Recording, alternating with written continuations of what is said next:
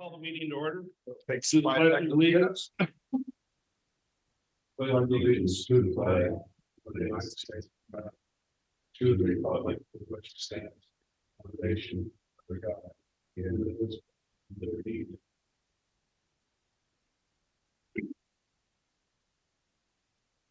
All right, you've had a chance to look at the agenda. Any additions or corrections? If not, is there a motion to approve? So move. Second.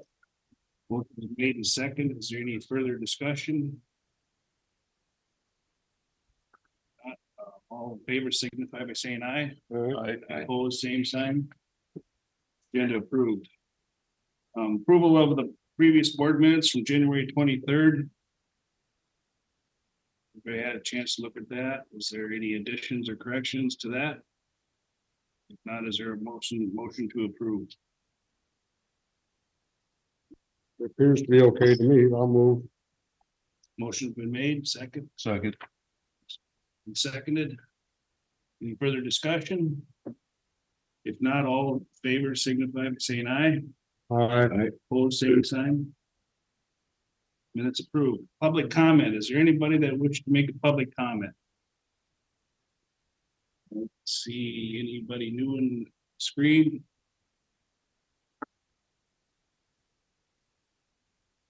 If not, we'll proceed. Appointments, we have none.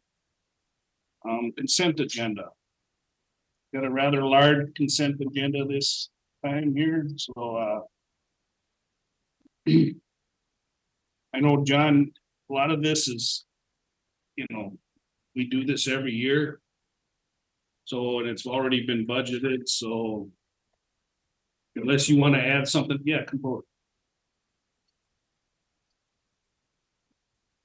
The contracts are all annual contracts that we do on an annual basis. Yep.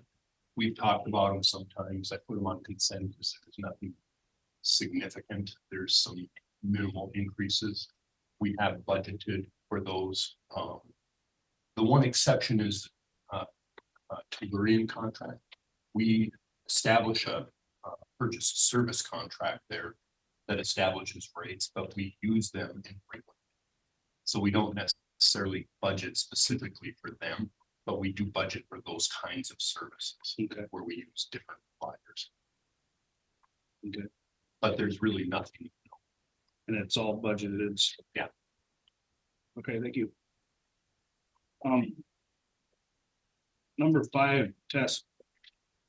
Is there, I'm not aware of this situation. We're gonna put Ben back on full-time.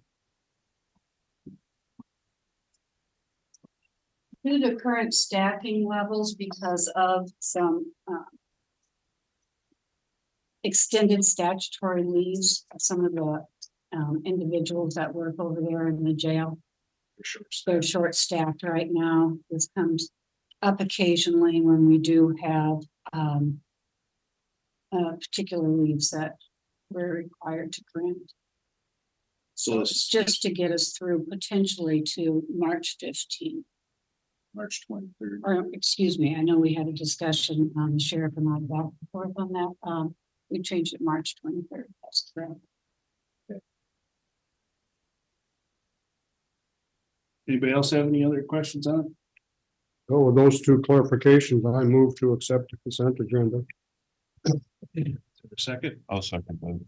Any further discussion? Well, how long will this appointment be for? Just till March, or are they gonna go on? Just through March 23rd, Commissioner. And of course, there's always the potential we could come back and shorten. But it looks like it's going to be through March 20th. All right, motion's been made and seconded. There's no further discussion. All those in favor signify by saying aye. Aye. Opposed, same.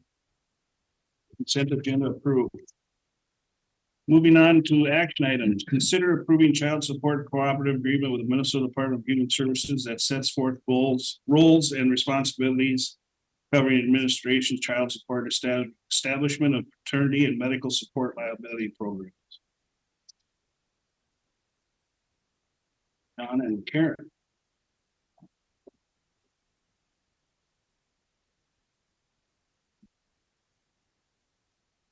This is also kind of a routine thing, but we do it every 2 years. And so I'm gonna let Karen kind of walk through that with you. Since it's not an annual thing, I thought it'd be a good idea to just highlight some of how we're structured with child support. So this cooperative agreement is a 2-year agreement we have to enter into with the state of Minnesota. That's how we drive on some of our federal funding to be able to manage and work the child support program. And basically it's saying this is the set of rules that we have to follow and that we're gonna follow what the state and the federal guidelines are for child support. The other part of it is there's a cooperative agreement A, where we enter into partnerships with our county attorney's office. Child support is legal work, so we need to have a county attorney that acts on our benefit and on our behalf. So we entered the cooperative agreement A, enters into an agreement with us and the county attorney and the sheriff's department. Sheriff's department does service for us on our behalf. And every 2 years, this is something we need.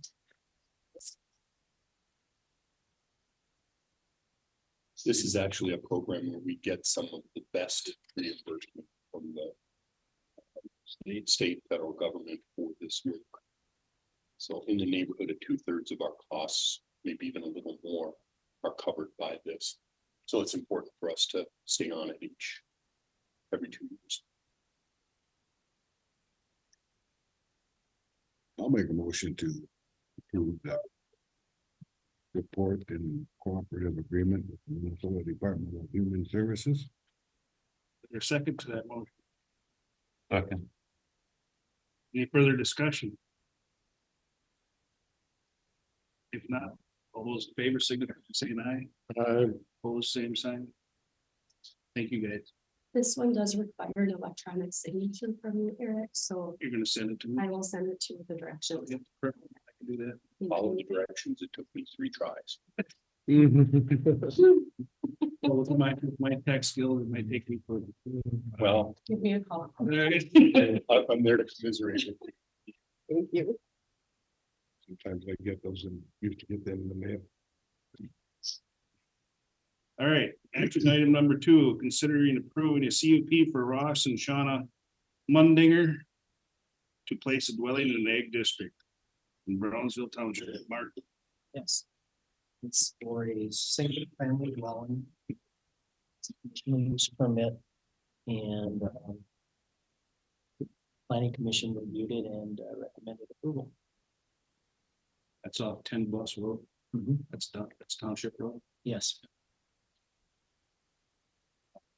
I went by there. That's pretty big drop off there and for the driveway. So is the township, oh, no.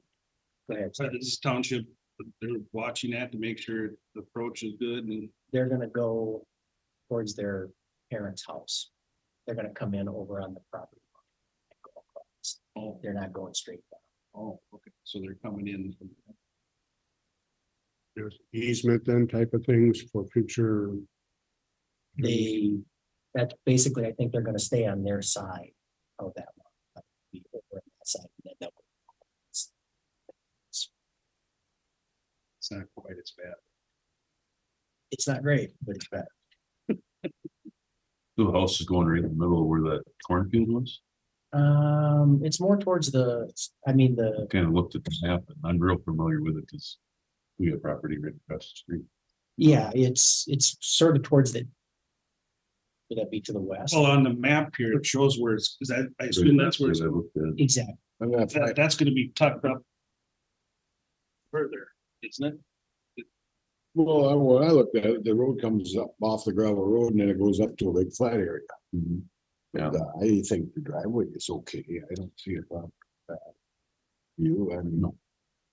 But that's what they explained to us at the meeting. Yeah, it makes more sense.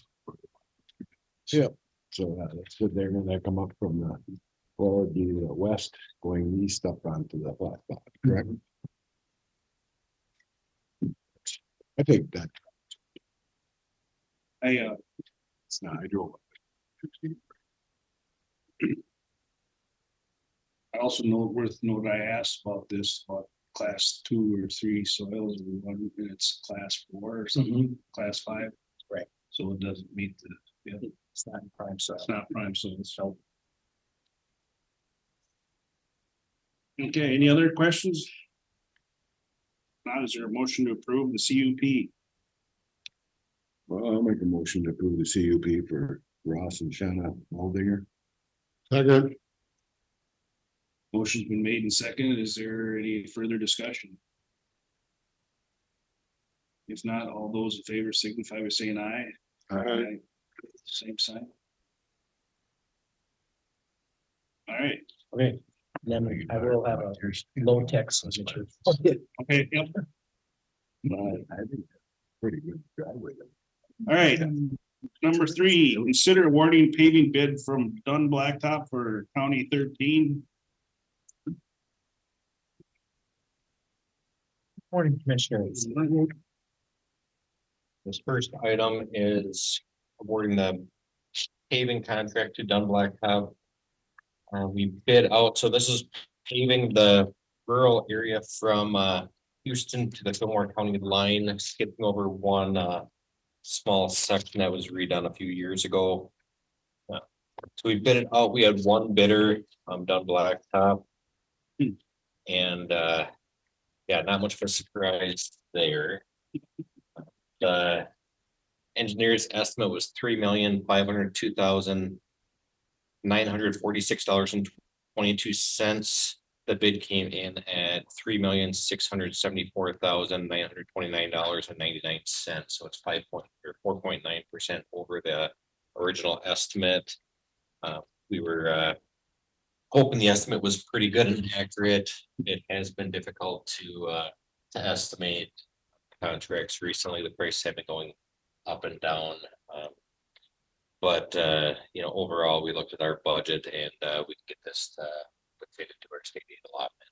So the recommendation is to award the contract project. More than likely paved in June. Is what they're telling So you guys done all the prep work, you put new did you put culverts in? Put a culverts, replace culverts and build some cattle passes. Cattle passes too, yeah. Yep. And then you got rid of some trees and shaped it up a little bit. Yep, it's in good shape and got rid of trees. Yeah, the price of rock is going up, price of oil is still up there. And there are 2 commodities. Well, that stuff. It's a lot closer than what you're, I mean, you had your estimates way under what. Yeah, the numbers are stabilizing some. What they're seeing around the state is culvert prices are going down, but paving costs are still kind of creeping up a little bit. So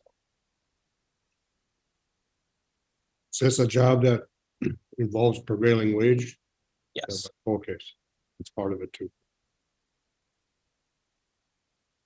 With that information, I move to accept the paving bid from Dunn Blacktapping from County 13.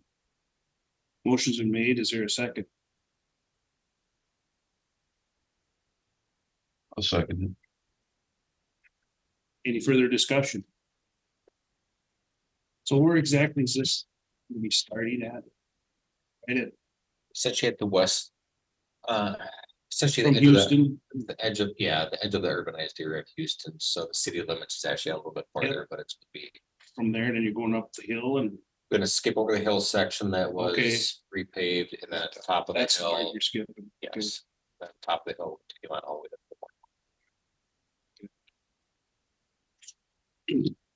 All right, motion's been made and seconded.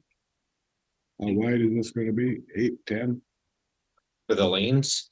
So it's a 24-foot wide pavement, so 2 12-foot lanes. And then the shoulders will remain gravel.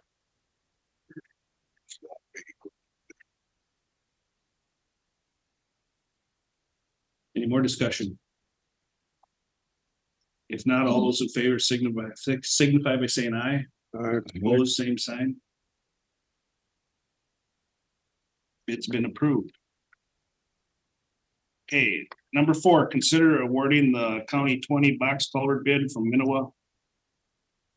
Yep, so this is warning project for SAP 028 620 016. So it's a box cover project to replacing an existing 12-foot 8-inch wide culvert by the one's 7-foot 8 inches tall with a 12-foot by 8-foot box culvert, so very similar size. We had 7 bidders on this project. The engineer's estimate was $304,096.50. The low bid was $203,130.25. So as I mentioned previously with the other one, box culvert projects are the one type of projects that prices have really gone down. And what we saw happen with box culverts is the cost just skyrocketed over the last 2 years, and now this year they've retreated back down to similar to what the prices were 2 years ago. So Minnowa's bid was significantly under the engineer's estimate. You look at the number 2 bidder, it was only $1,000 less than the number 2 bidder. And then there's been a couple more bidders that were another 20,000 above that. So even though the number is really low, it's still within the ballpark of a lot of the other bidders. The numbers all look accurate. There's nothing that's drawing a red flag as far as being so far under the budget. So recommendation is to approve construction get this built this next summer. This will be done next summer. Yep. Whereabouts is this box culvert going down there? Over by Gagne Drive. It's in the lower portion of County 20, below the hill, about halfway in the middle of the gravel section. From Ganja back, you're gonna be doing this, or from Ganja to the? I think it's Just to the, just to the north of Gagne Just Drive. north of Ganja, it's not Yep. where that slow spot was, or it's kind of a bad. So that's spot in- literally right on the edge of Gagne. It's right on the edge there where that creek or that valley comes down, that's what's going on. And the project itself is 200 feet long. It's just take out the old culvert, put in a new. Guys been there now. It's just under 12 feet by 8 feet, so it's 11 feet 8 inches wide by 7 feet 8 inches tall. So is this a double box in? Single. Okay. So it's be a project that hopefully will be done within 2 weeks, maybe closer to 3 weeks of starting. So it'll be a quick project.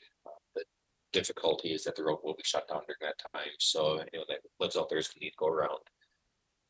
But we need to bypass water through bypass channel, get all that stuff done. So that's going to slow down a little bit, but it still is a pretty quick project. hope not for hard rains during that period of time.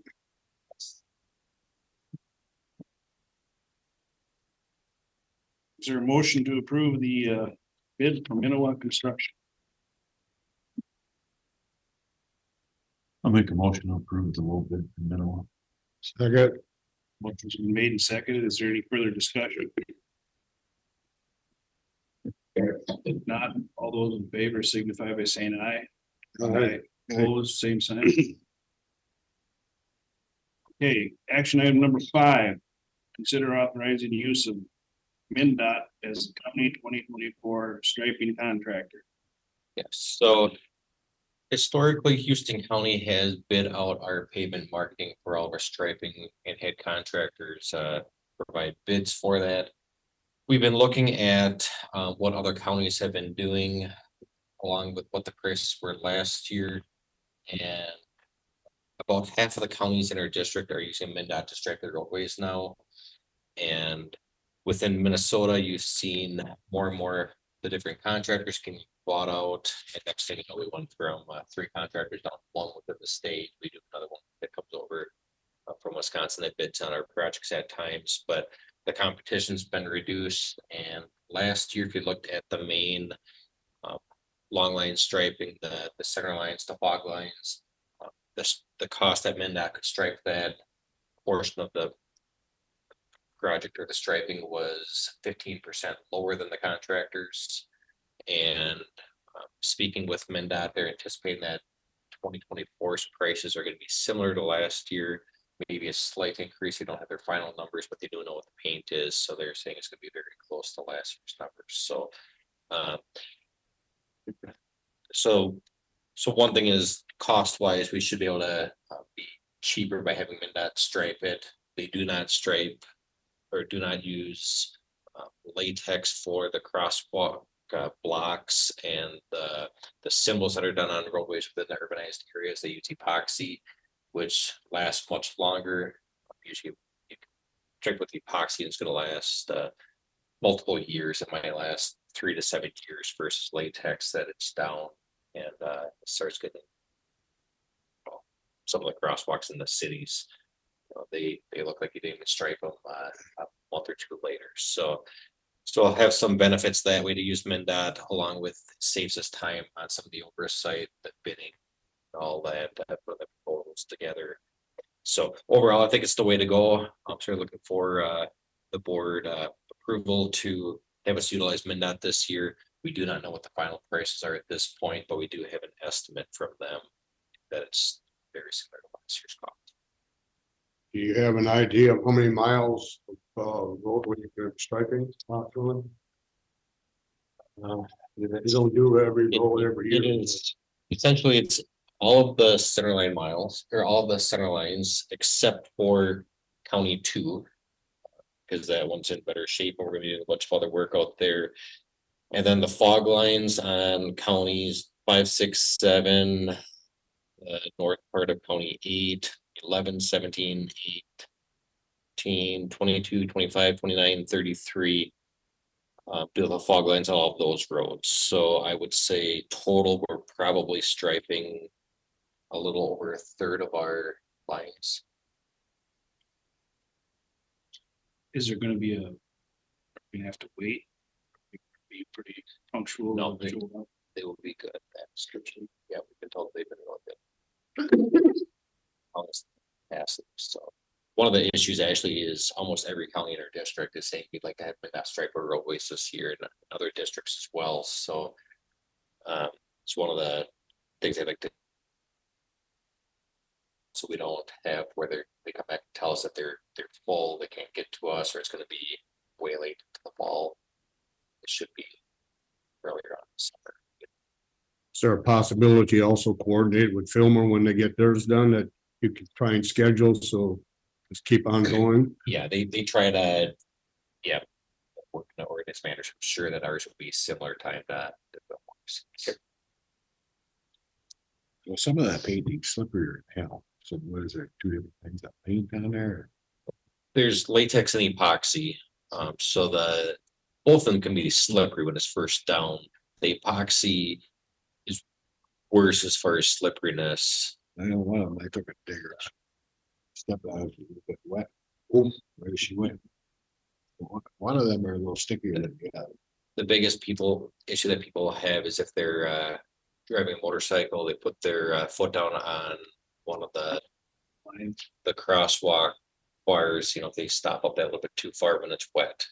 I have had people call on that before.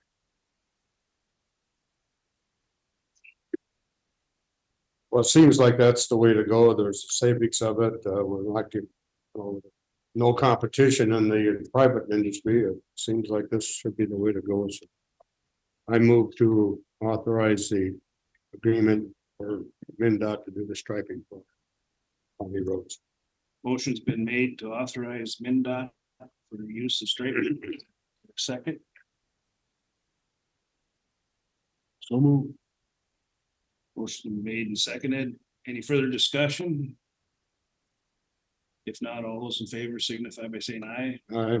Opposed, same sign. Okay, The next item is to discuss the 2024 state aid allotment funding. So that's why I wanted Jordan to come along with me today. So when we went through the budgeting process, so the state gives us an idea of what they anticipate our state aid allotment is going to do from one year to the next.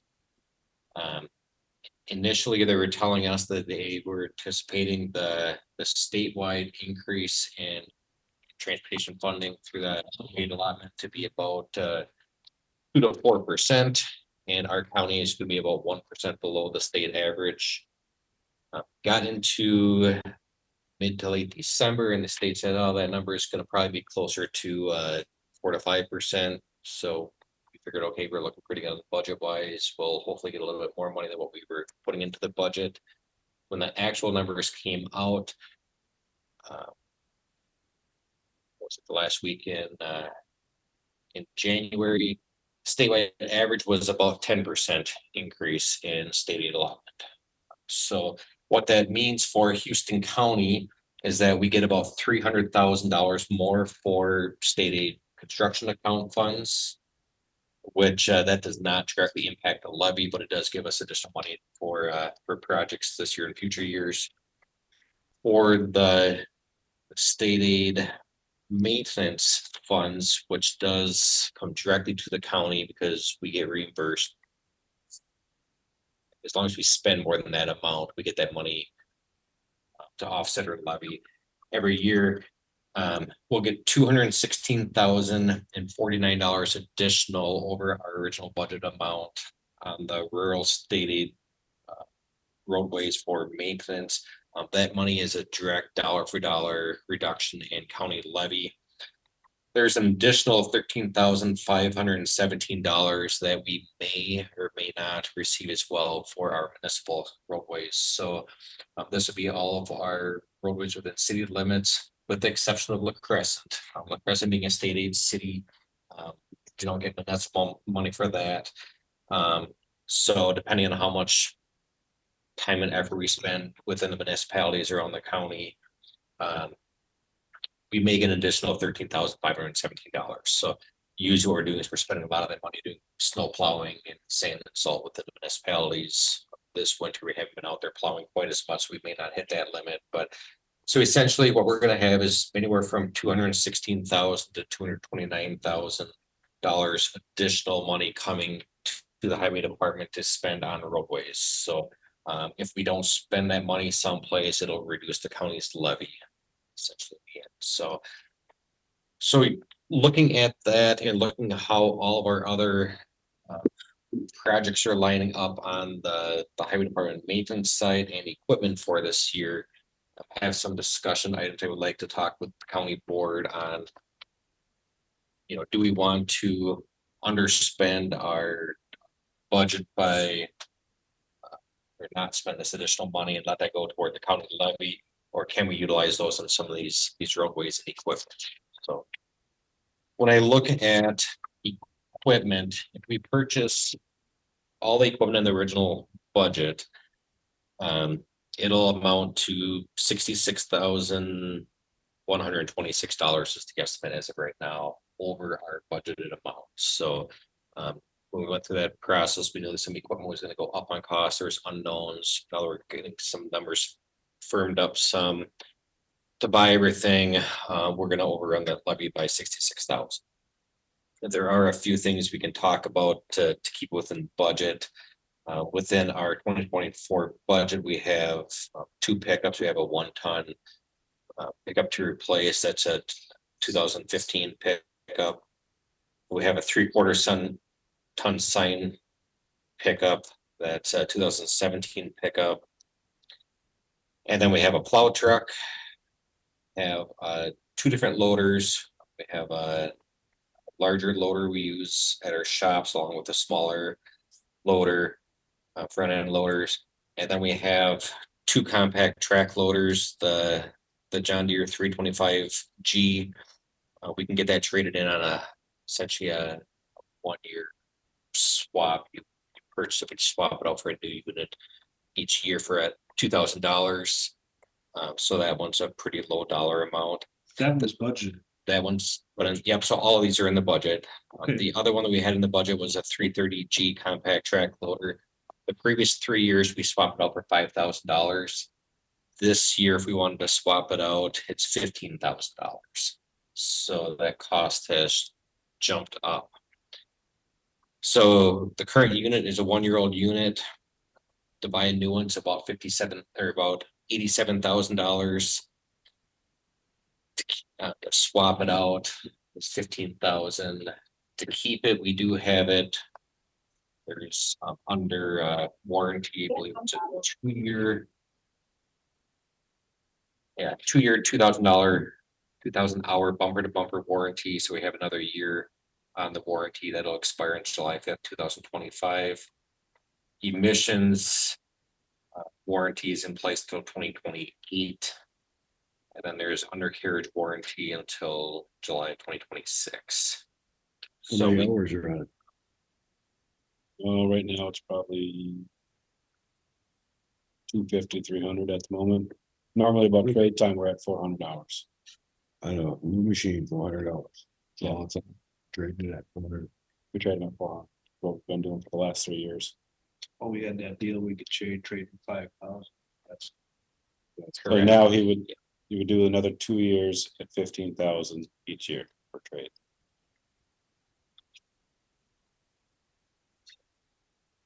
And that Yeah, so- involves one machine or two, you're talking about a couple. That's just the one. That's just one. The 333. If you're you mentioned two different tractors. Yep, so we have two different ones. Yep, so the one's for 2,000, the other one for 15,000. That 2001, I'm sure that price is gonna probably jump up after this year. Because that was on a 3-year agreement to make the trades. So. What is a $5,000 trade for the unit for $87,000 unit? $5,000 traded every year, kept it under warranty, made a lot of sense. At 15,000. Do we want to trade it or not? Good chance that in a year the tracks will be worn down some, whether they'll need to be replaced or not. Don't know. The set of tracks is probably about $4,000 now, maybe 4,500. So the previous tracks were a little over 3,000, 3,500. So it's a net difference of probably $10,000-11,000 between trading it and keeping it. So that's the one item. I don't know if you want to talk about that or any of the other equipment now, or come back to it after you go through everything else. Well, I mean, that was a good deal when we could do it for 5. Yeah. Now we're up to 10 and 11. We gotta go in and trade the machine out. That's just, well, my thinking. Going to 15. Yeah. So is that a good machine, the one we have now? Yes, very good machine. I mean, it's not been a lemon or you had many issues with it? Nope, not after that, the 2014 machine, the next 3 machines, which were on the third one, have all been very good machines. Even the first one was a good one, except for the track. tracks one that come off, but that issue been resolved. Mhm. So if we were to not trade and run it until the warranty is done, we're not gonna get that 50. I mean, if we don't take this 15 now, we're not gonna get it again. Today, probably not. They probably wouldn't do that. We can buy more warranty before the warranty's up. We can extend that warranty on it, which would help with the trade, I'm sure also. How much is it to extend a warranty? Any ideas on I that? didn't get a number on that. Yeah, we got another, the existing warranty still in place for another 16 months. So long, so. So the 66,000 that you're talking about, That would include this 15,000 for the compact. and what's the rest of it? So the rest of it, so we have purchasing a 1-ton pickup truck, so that has a net price between the purchase of the new one and the sale of the 2015 of roughly $44,000. We have the 3/4 sign pickup. That one's a $30,000 net. The plow truck has a 350,000, a little over $350,000 net. That's to and actually, I don't know if we're gonna get that much for the old truck, so it's probably gonna be instead of 150,000, maybe $170,000 net. This and, one has been on order for 2 years. Well, this will be putting a new one on order, but we'll need to, yeah, essentially it'll be a couple years of wait before we get it. We got 2 on order right now. Yeah. Yeah. They're telling me Q3 for the 22 order. And Q4 of this year for the 23 order, 23 order. Yeah, so that one's 2.5 years off. So Jeez. they're telling us the other one's only, You'll get the other one before you get the other one. it's just crazy on the land getting plow trucks these days. And then we have a front end loader, replacing a 2002 front end loader with a new one that's the same size as the existing one. So that one has a net of 275,000. Replacing a smaller front end loader with another one that's the same size, replacing a, well, it's a 2017 Case 321F with another Case 321 identical unit, just 7-year newer. That one's a net of about 56,000. And then the 2 compact track loaders.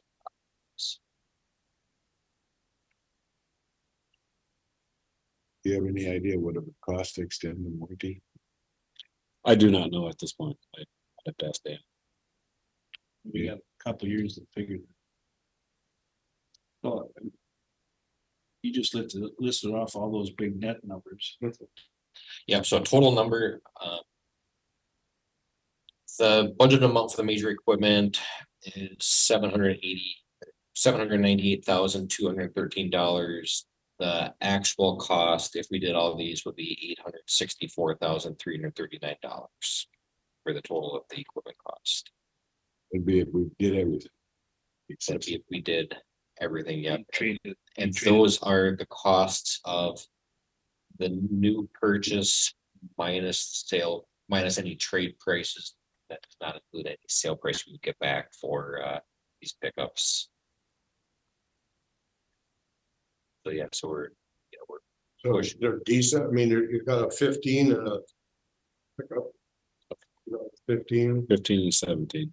I don't know what they work nowadays. It's a pickup without a hoist. Right. That 1 ton. Yep, so the 1 ton is, it's a flatbed on it. We have in our budget 26,000 for the sale of that. Overall, that's been a decent truck for us. It has had a lot of use on it. You know, it has some wear and tear. Driver's seat is ripping out pretty bad and stuff. But overall, it's 26 solid. seems to be a little high on It's a diesel too. It is a diesel, and prices of used vehicles are coming down. When we put in the budget, it was still up there, but yeah, it's starting to come down. The other pickup is a 3/4 ton pickup, 2017. That one has we have it in there. Budget is 26,000 for the sale price of that. That pickup has 60,000 miles on it, so it really doesn't have a ton of miles. It does have,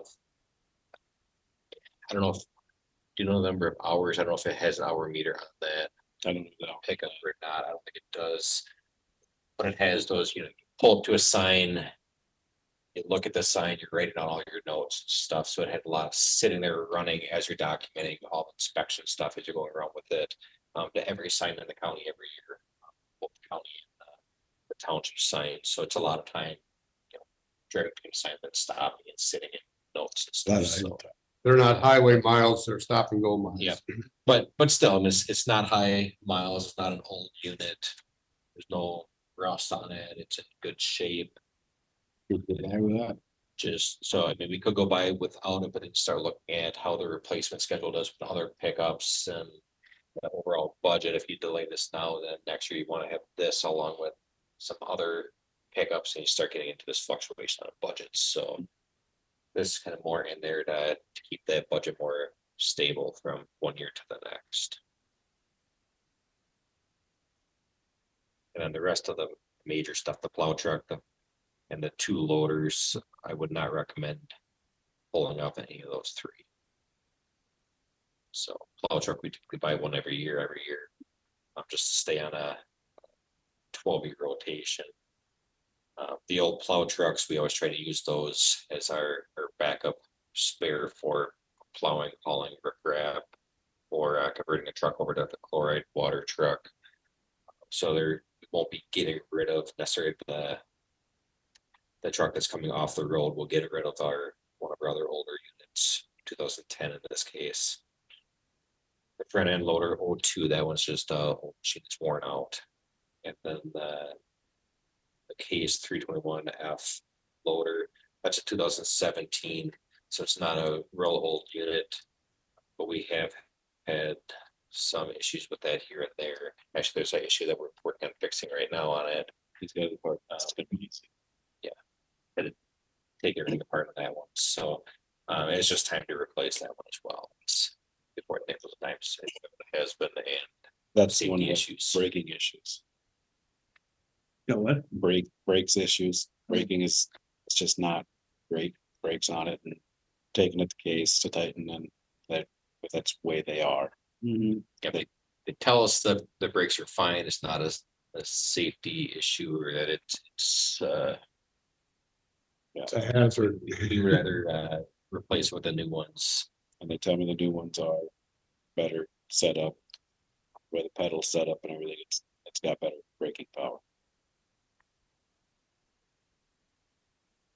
So there wasn't a forestry hit on this price here. right? No, and Okay. I do have other discussions at the very end, and that's one of the things to talk about would be a forestry head attachment. So basically, you want to use 66,000 of the 216 to 229 that we didn't expect coming in. It'll be 66,000 if we replace the 333 compact track loader at 15,000. So that So would be if it's not, it'd be 51,000. 51. And all this stuff will come back to the board in the future for approval.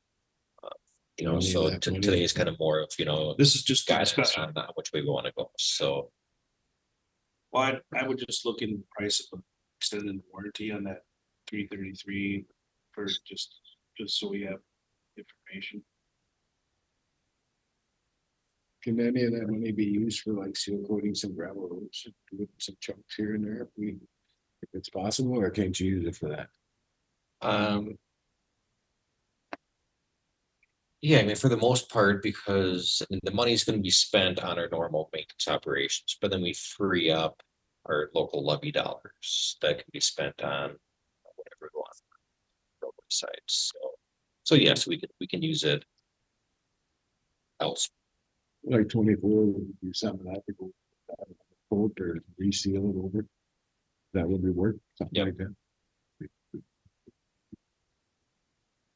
And I do have one other recommended item for this money, and that's to seal County 16 and 3.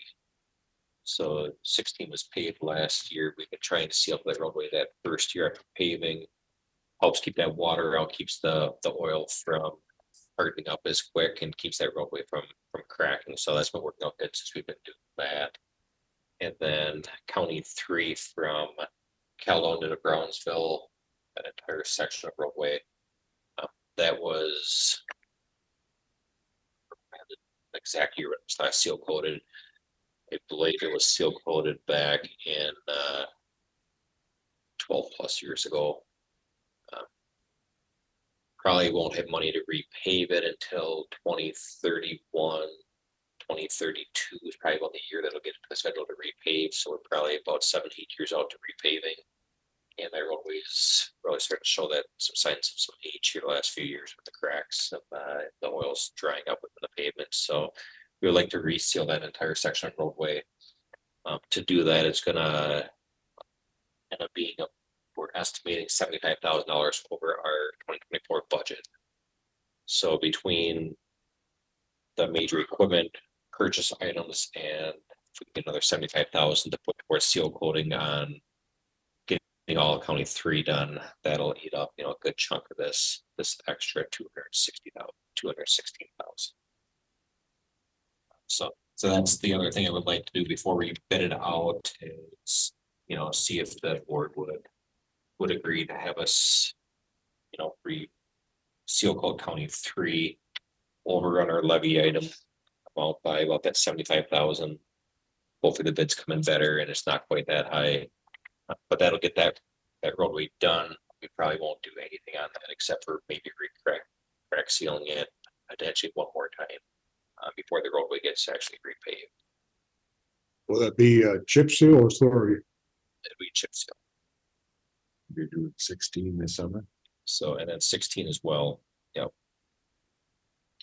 And then I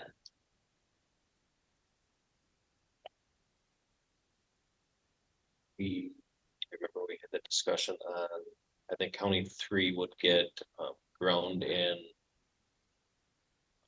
fog lines in 2025.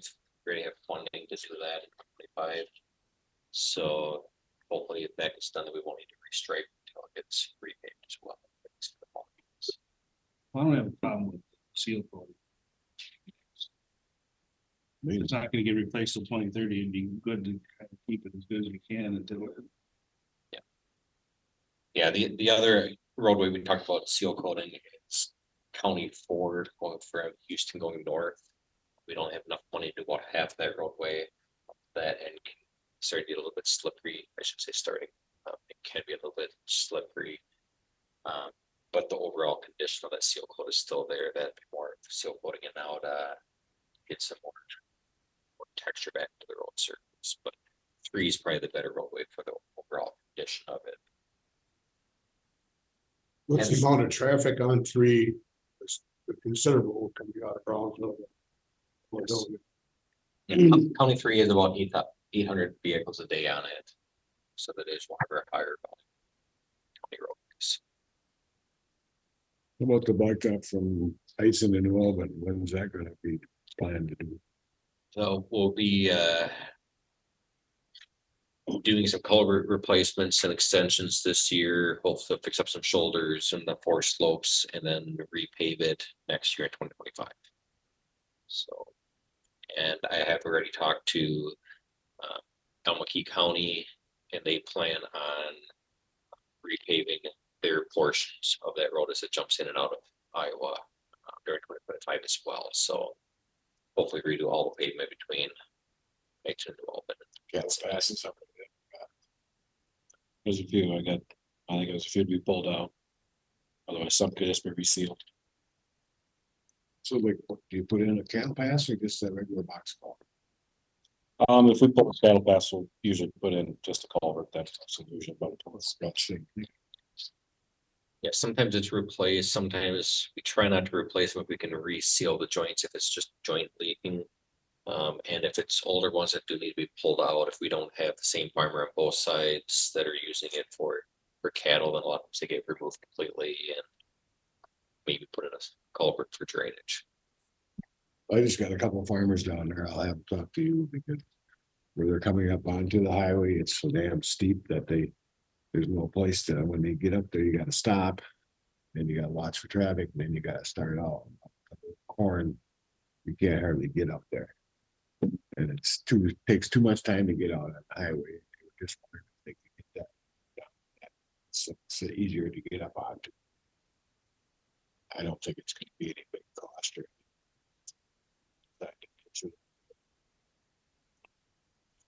Things that make it easier. Yep, definitely look at that. Yeah, contact myself or George, we can. I'll just tell them to get a hold of it. But I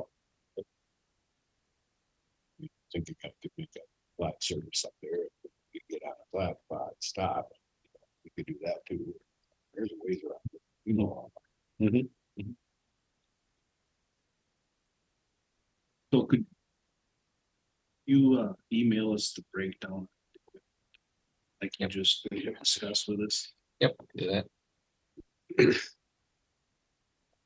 And see if you get there for extending the warranty, you can see what that is gonna be. Nice. I mean, so Jordan, would that, if we kept that Bobcat another year, or I should say skid steer, you guys would be okay with that, wouldn't you? I mean, Yeah, it'll be fine. It would be fine. Another year, we should still be under warranty. Yeah. So, Yeah, 1 year. So far.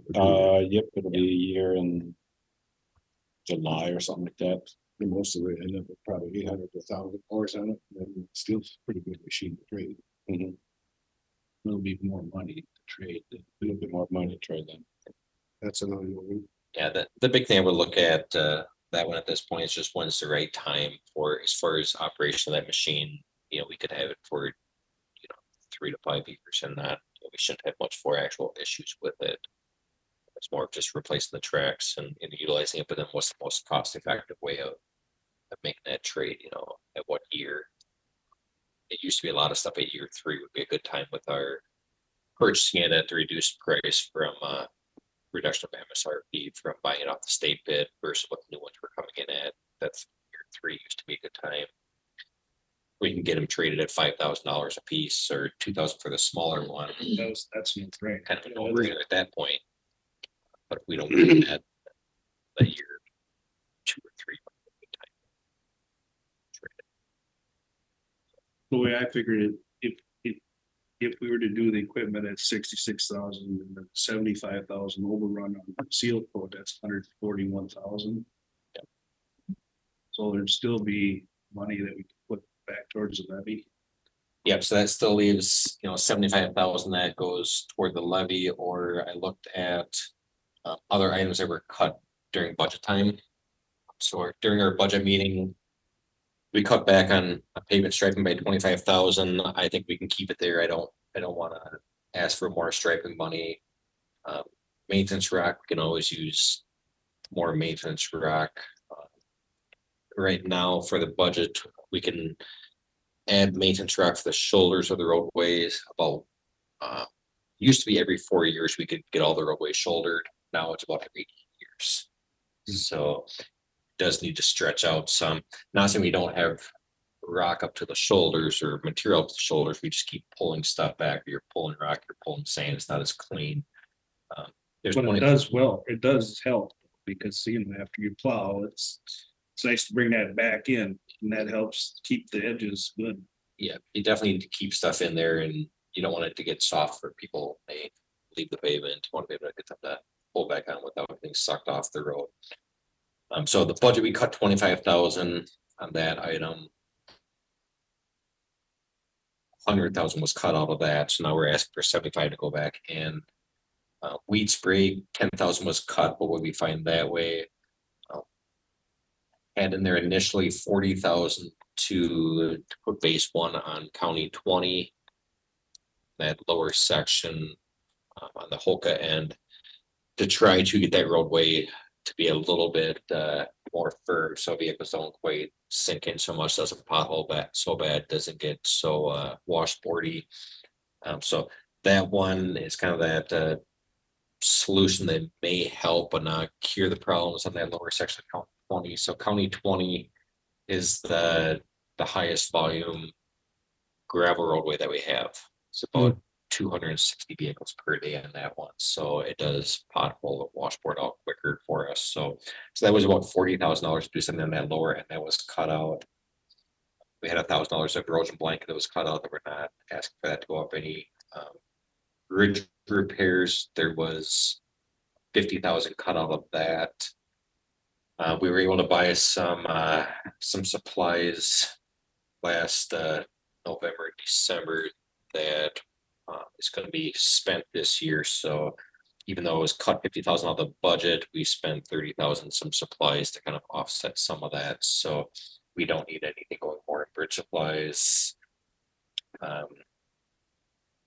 Equipment parts, trash, natural gas, stuff that we don't have as much control over. There's some items that were cut out of that, but I wouldn't recommend increasing those. And then the final item is that the forestry had, we had that in the original equipment budget for 25,000 that was cut out. So a lot of counties and the state have been buying the forestry heads and utilizing them to help cut back trees, those overbreaking branches, the trees that are leaning over roadways that, some of them might be outside the right of way, some of them that are leaning over the roadway going to fall in, or that you just can't get at them very easily because of the steep slopes. These forestry hedges have really helped the state and other counties a lot. And we would like to get one at some point, whether it's this year or next year. get that added in. That goes on the excavator.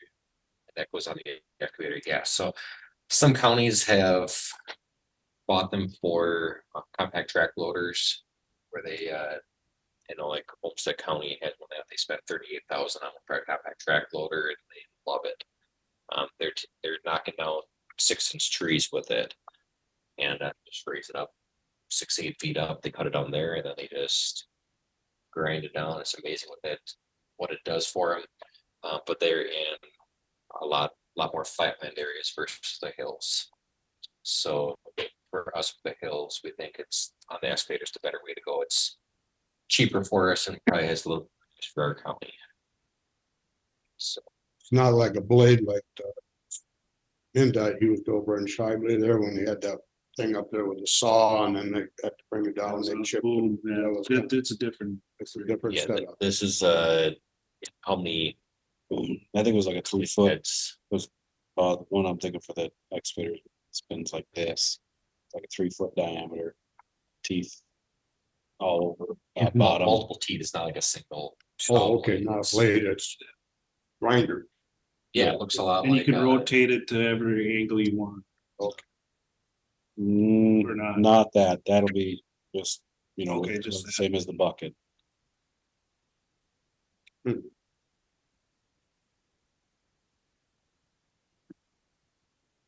It's gonna be a big thing, won't it?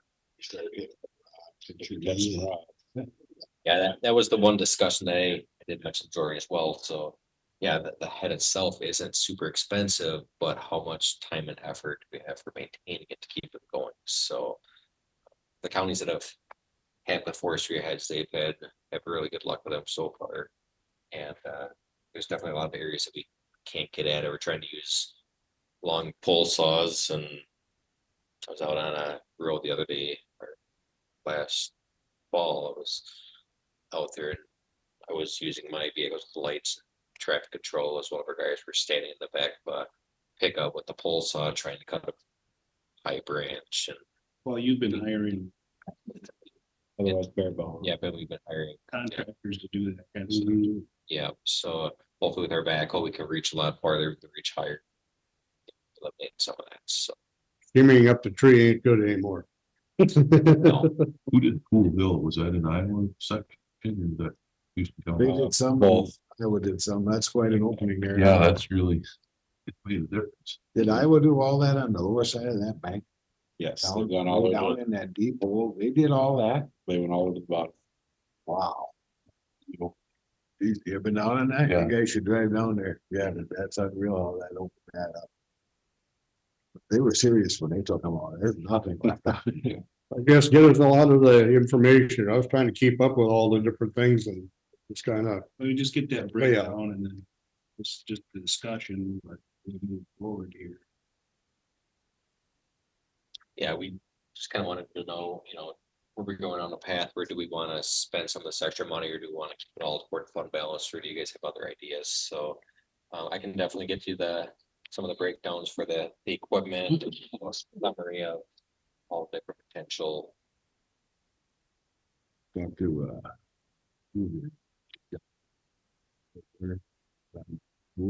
Okay. see how.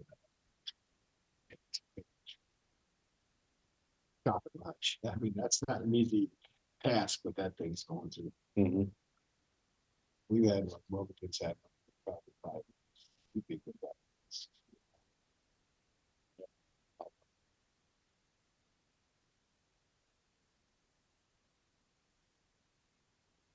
Anything that I missed?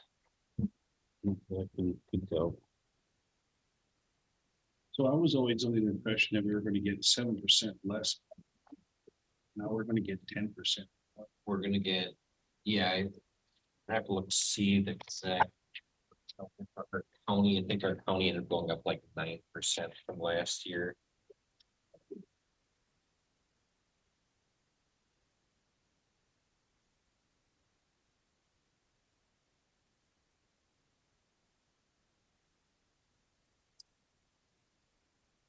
Actually went up a little over 10%. Okay. Last year, so it's one of those things, it's always tough where the state wants to be a little bit conservative with what they tell us for their estimate for funding for the following year, because they don't want to tell us a number and then have come back at the end and say, oh, sorry, you're gonna be getting less money. Because then every county's, 87 counties are up in arms saying, we didn't budget for this, now we only lose fund balance, so they try to estimate on the conservative side. And in this case, instead of being a few percentage points short, it ended up being way more money than what they told us, so. Now, a lot of this is dealing with the legislation that got approved last session and stuff. So there's new funding sources that are available and increases. So that's the increase for this year.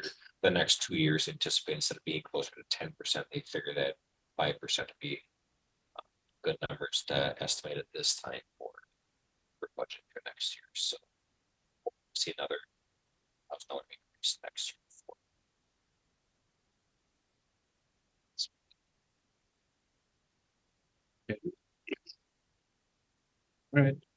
It's good. Quick question, Brian, any update on road bans? We're on Wisconsin, we're on the other today. No, County's got them out. yeah, I've been driving around some of our roadways trying to say, do we wait for the state or do we put some stuff on?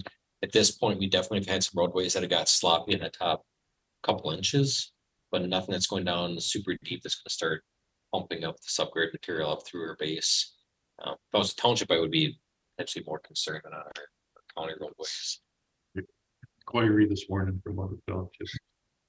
2 inches of your chloride, it's mushy on top. Yeah, You so drive around your county roads now, you're gonna see every place you put your chloride. It's all greasy, wet. That's one of the downfalls. yeah, And farmers are complaining that it's eating their wheels up on their wagons and their tractors. So, I mean, that's something we maybe want to And consider. they'll be complaining about the dust. So is anybody getting free chloride or is everybody paying for chloride this year? this year is the same as what it's been in the past as far as on the county side where we're not Are billing they gonna people pay for for part of it or are they gonna pay nothing? nothing from the county side. I think we should pay a little bit and then charge them because we're gonna get in trouble. We cannot have that sell chloride.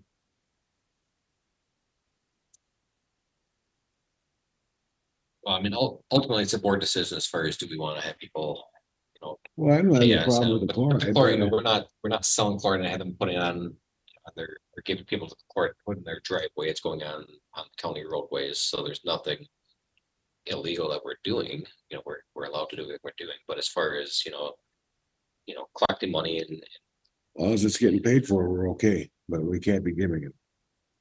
So we're gonna have to change our policy. Either we're gonna charge the farm, anybody on a county road, maybe $100 and the county picks up the rest. Townships pay 50 on some townships pay for it all. I mean, it's just, everything's different. Every township, Wilmington pays $50 towards everybody's chloride. Caledonia, I think, pays for all the chloride. Say majority of townships pay for their chloride, don't charge them. Their constituents in that township. Nobody's getting free chloride. We're buying chloride to put on our roads. And we're buying chloride for the townships to put on their roads, which they pay for. And that's part of their levy. Some, like you're saying, your township pays, makes some of their residents pay, or makes all the residents pay for their chloride. Because they don't pay for it out of their levy. That's right. Yeah. What But that's their choice, so I mean, Crescent Township decided to seal coat all the roads, we only got a mile of crushed rocks. I didn't think you even have that anymore.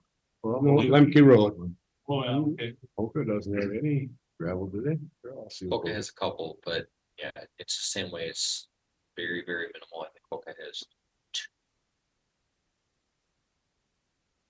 I paid $150 if I want it. My neighbor's a half a mile behind me and he lives on a county road. He don't pay nothing. And then I would go to your township and say, you guys should be paying for the chloride. Well, then they gotta raise their levy. So we raise our levy to give them guys free chloride. That's okay. it's a service that we're putting on the county roads, chloride. So where's my service? I would talk to your Your township township. and ask them, My taxes go to the county and the county gives it to the township. So. So I pay it to Houston County, they deliver it to Wilmington, Winnebago, all the townships, they cut them a check. So mine is, say, taxes are going into the original kitty. That's being spread out to everybody. But don't you have a township levy? Yep. Okay. That's where. We put it in. Well, but that's, see, they don't wanna pay for everybody's chloride, that's why they. Have it, they don't do it. Even if every township give away free chloride, they'd have to raise their levies. well, like in Houston Township, we've been adding our levy for years. We've always levied for chloride. It's like I think we buy 2,000 some gallons of chloride every year. Well, I mean, that's okay, the taxpayers, they go to the annual meeting and they vote on that, that's fine for you. Yep. But you got every township's different. But if we go to our Houston County residents that live on Houston County roads and say, we're not no longer gonna give you chloride unless you pay for it, you're gonna get so much hell that they're saying, I pay taxes and I have to still pay for services like dust control. They're gonna come unglued, Greg. Okay, then you can put chloride on front of my place for nothing, because you're gonna give it to everybody, it's not fair. I don't care what All you pay. depends upon what level of service each township wants. to provide. Right. And if Wilmington doesn't wanna do that, that's their decision. That's fine, I get it. It's their choice.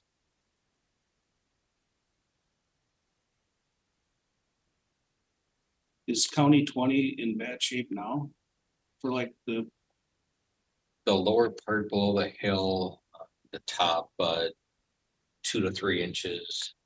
Is soft on, I would say, Down the road all the way down. maybe 3/4 mile. Most of it's pretty solid and decent as of right now. Yesterday afternoon, I drove across, actually, there's someone that wants to pour a basement today.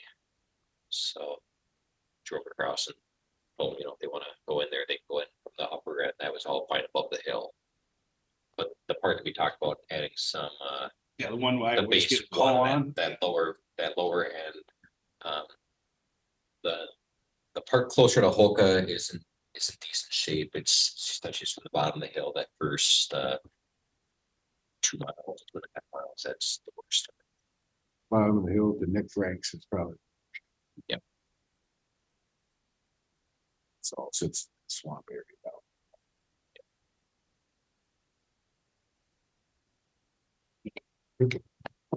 All right. Anything Yeah, else? so it's your final answer though on Road bans?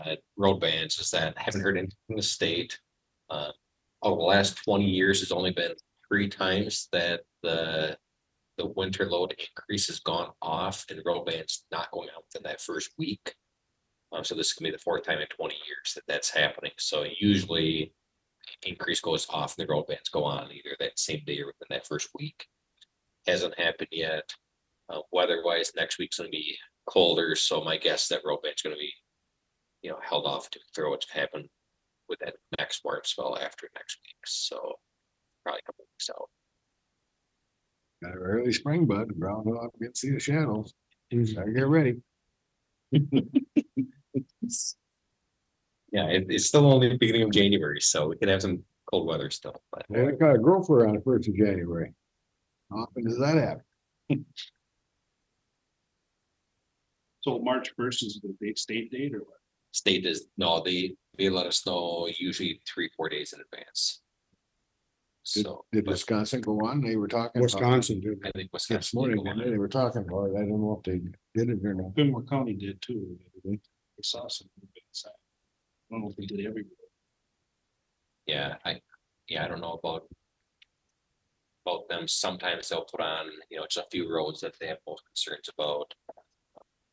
There has been a couple roadways of ours that have softened up way quicker than usual areas that usually you know, like that lower end of 5, that usually softens up really late. Usually the road beds are going off, and that's about where it's getting its worst. That's This critical year, now. even that has gotten soft here over the last weeks. This super summer road ain't very good either. Bacula. It's all shaded. So at this point, I don't plan on putting ours on unless we have, you know, maybe a road here, road there, if things get soft, but I think it's gonna harden up before things get bad enough to justify putting the road bands on. So maybe county 24 with the seal coat across that, we might need to get some signs up out there, but don't want to bust up seal coat. I will definitely let you know though, as soon as I find out from the state as far as Yeah. if they're going on, because ours will at the same time. Okay. Okay. Thank you. Discussion items, board updates. All I got is Greg and I were both at the extension meeting last Wednesday night. And they wanted to express gratitude for increasing Rebecca to full-time. It's been a good time. Jennifer, thank you. I get those 2 weeks, but full-time, so it came at a good time. They were pretty busy. They discussed goals for the future, for the next coming year, and they're gonna report next time back to come up. We should do that in a few more departments too, is what they're doing. It's kind of be nice, good tool. We can discuss that at the next department head meeting. We should talk about that. That's a good deal. I think that'd be good for everybody. So that's basically all I got. We had their film work, or joint board of health here last week. Or 2 weeks ago. 2 weeks ago. Yeah.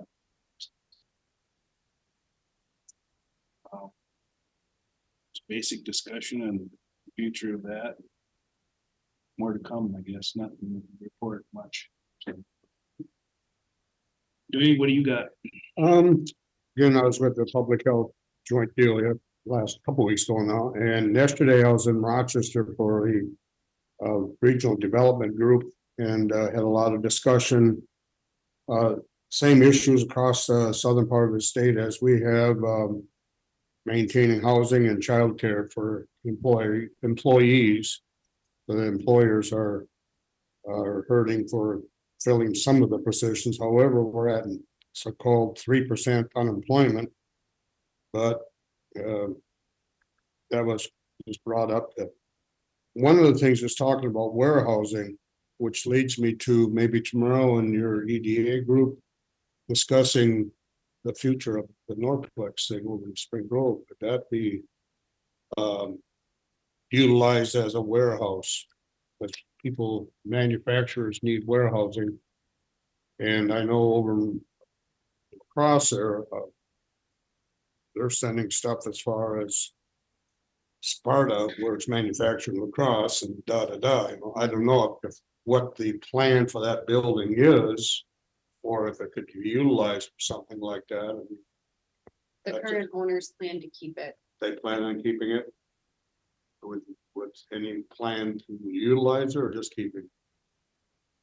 They're gonna use it. Excuse me? I think they're gonna use it for storage. Well, then that took care of that idea.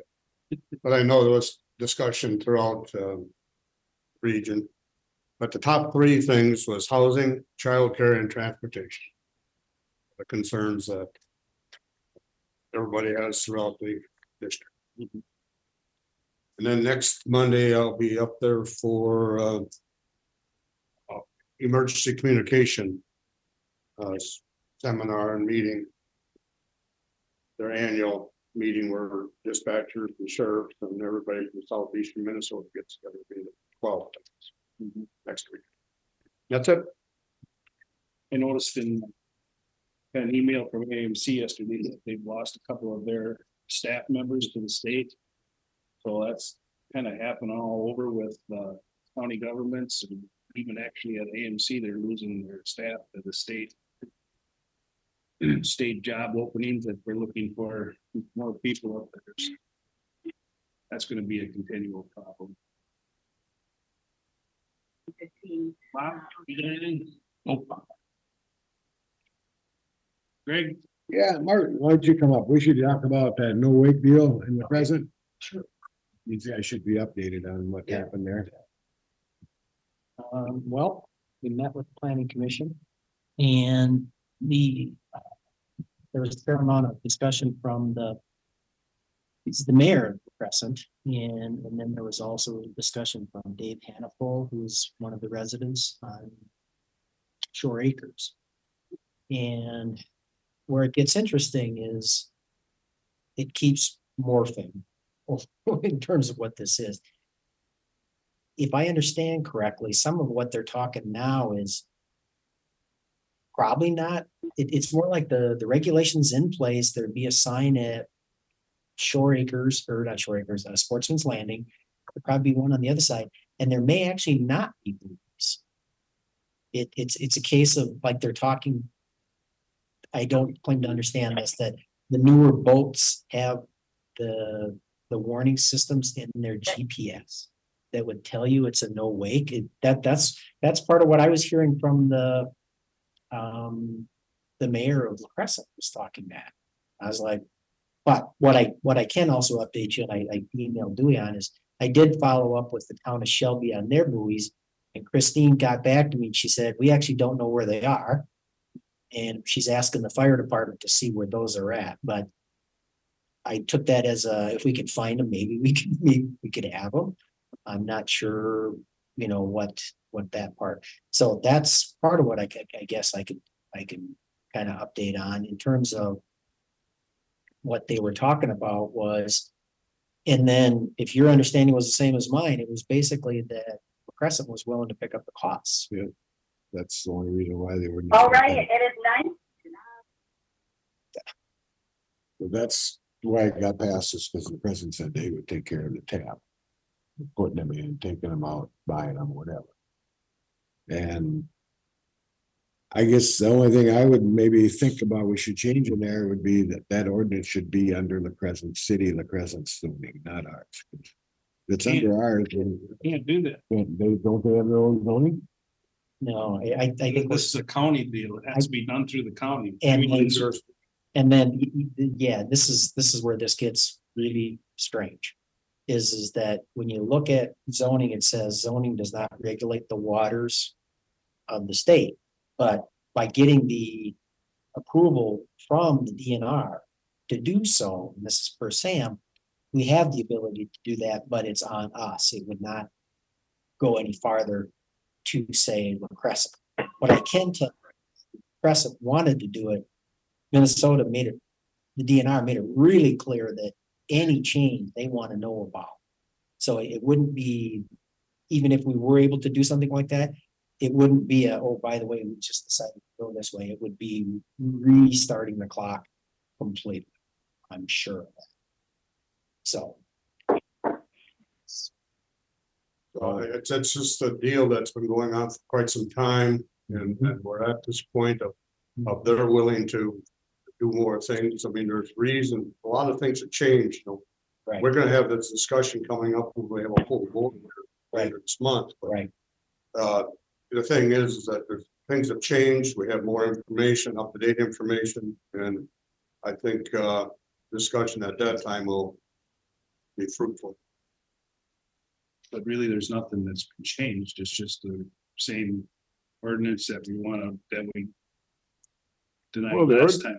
The The ordinance ordinance is approved. language has not changed, correct? The information of who may pay or those kind of things are potentially different. So is that legal that the city can pay for that? Yeah, I don't think there was any discussion in terms of who They stepped right up. They said they would. obligated to be the responsible. I mean, it's still the enforcement is listed as Houston County and the DNR. It's our ordinance. We're the enforcer. Correct. The city of La Crescent's gonna pay for the installation of the buoys. At our direction. There's no time period between application of bringing it forward. So if it gets denied 1 month, you can just bring it back. 3 I months asked later. Jay Squires that, and I copied Dewey on, actually, I think I copied you on the emails on that too. there's a bunch. But in there, that was exactly what we asked in terms of, is there the ability to bring up a denied ordinance? And Jay was that you did have Squires said you had the ability to bring it back. There wasn't a time. I can probably highlight that email if you want to see. But So- that was one of our first questions. So with this ordinance, that's gonna run all the way down the river, correct? It's gonna run, no, Just to definitely the Crescent area or will It's- it go to no, it's Bronzeville? really- Just It's in the Crescent. no, sorry, it's just from Highway 61 up to basically where the Black and Mississippi. And it's not that far. West Channel, It's just the west channel from Sportsman's Landing to, end of Gunderson Island. right, 100 feet from shore. Just in that area. right, so roughly. 100 feet from the Minnesota. From the Right. Minnesota. So then the rest of the channel, there's no. You can go as fast as you want. There, this is pure conjecture, but I am hearing that Wisconsin is, or I should say Lacrosse is talking about stuff. Now, that doesn't mean where anything's gonna go. But in terms of. Because on the other side of 61, South of 61, there's already about that whole 1,000 feet. channel is Right, The whole channel is is so. no way. right. It's That makes sense, but the fact that this one's not the whole channel. Only 100 feet. By the time they get slowed down. Those fishing boats that they're talking about, those bats boats, they just stay outside the 100-foot range and go wide open. Till they get to, Until they hit the wing dam. Apparently, Well, that's another thing. that's they why we're can't- slowing them down. They can't enter that on that side, right? 'Cause there's a wing dam there. There's a whole, There's a hole there. it's more than 100 feet. So is. But the thing is, you know, we're gonna keep discussing it, the channel is only 100, 350 to 400 feet Somebody told wide, so me, a third of the way out are gonna be buoys. Right. Anybody knows that you start going down the highway, there's a speed limit sign up there. Even though there may not be a trooper around the corner, they're gonna abide by that. People who are good boaters are gonna see a no wake zone. They will slow down and they don't care if it's on this side of that buoy or the west side of the buoy. I was down in a spot where the channel was 3 times as wide as we're talking about. I watched everybody slow down. Point, I have video of it, including the commercial fishermen. But when they got to that point, they speeded up. When they got to that point, they speeded up. But there was a county park on one side and commercial property on the other side. They buoyed it. People adhere to it. That's the deal. They're gonna adhere to that buoy out there, and no matter if it's 152 feet out there or it's 75 feet out there, they see a buoy and good people will slow down. And that's all we're asking, is to take care of the people who are paying taxes on that area. They pay more tax per square foot than anybody in this county. You take a look at the square footage of those houses. That's because it's expensive property. Yes, it is. And you And they're got, trying to enjoy it. and we do give blacktop roads right to their driveway, so we do give them a little care. So. Well, we'll have that discussion on the 27th. The city's gonna. You mentioned about they might not have to put booties out there. well, that's one of the discussions that came up in this, and I was like, okay, what's this? That came from the city though. Well, this is in Wisconsin too, that apparently there's some things going on about they're removing buoys from part of the river. And I've been trying to talk with Tyler Stralos, the warden supervisor over there, and say, so what can you tell me about this stuff? Is this like, and it's apparently it's partly that that boats have like GPS Yeah, control yeah. indicators or something like that, and they're recognizing that activity. So, Yeah, we're doing up both. you know, I mean, I'm like, Oh, My whole platoon does. I'm thinking not everybody has. All right, So I guess that's what.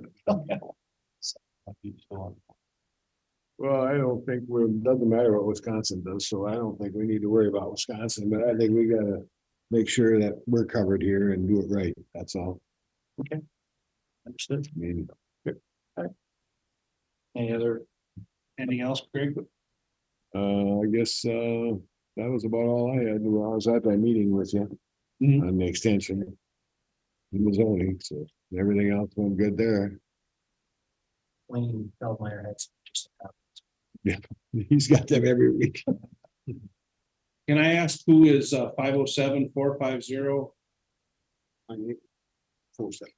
507-450-9847? Just so you're on record of attending the meeting.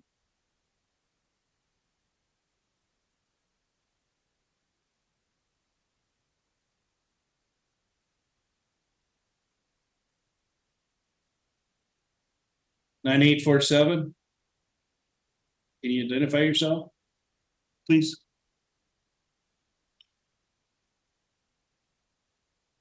Well, I'm that again. trying to, I can't unmute.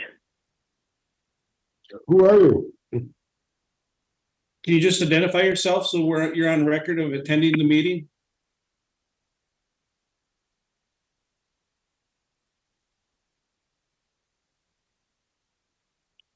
Hello,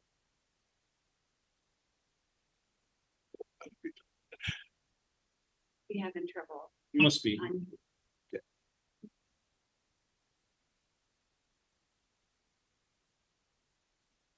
Okay, well, if there's nothing else, is there any, Public comment. any closing public comment?